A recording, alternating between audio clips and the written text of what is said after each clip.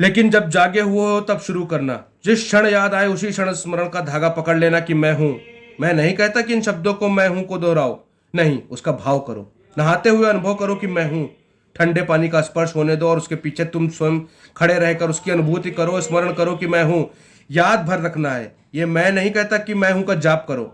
जाप कर सकते हो लेकिन उससे बोध की उपलब्धि नहीं होगी, उल्टे जाप से नींद बढ़ सकती है। अनेक लोग हैं जो अनेक चीजों का जाप कर रहे हैं, वे राम राम कहे जाते हैं। अगर वे बोध के बिना महज जप करते हैं तो ये राम राम भी एक नशा बन जाता है। इसके जरिए वे ठीक से सो सकते हैं। यही कारण है कि पश्चिम में महेश योगी का इतना प्रभाव है। वे मंत्र जपने को देते हैं और पश्चिम में नींद गंभीर समस्या का रूप ले रही है। वहां नींद की बहुत कमी हो गई है, स्वाभाविक नींद तो गायब हो गई है। तुम केवल ट्रैंक्विलाइजर की मदद से सो पाते हो, अन्यथा सोना संभव असंभव हो गया है। महेश योगी के प्रभाव का यही कारण है। अगर तुम किसी भी शब्द को दोहराते रहे तो नींद गहरा जाएगी, बस।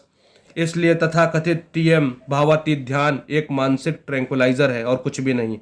उससे मदद मिलती है लेकिन वो सोने के लिए तो काम की चीज है, ध्यान के काम की चीज नहीं।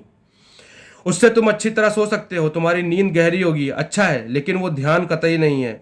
मनस्वित कहते हैं कि जब तुम ना सो सको तो दीवार घड़ी पर मन को लगाओ। उस घड़ी की टिक टिक की आवाज पर मन को एकाग्र करो। वो आवाज भी हृदय की धड़कन जैसी ही है, उससे तुम्हें नींद लग जाएगी। कुछ भी दोहराने से काम चल जाएगा।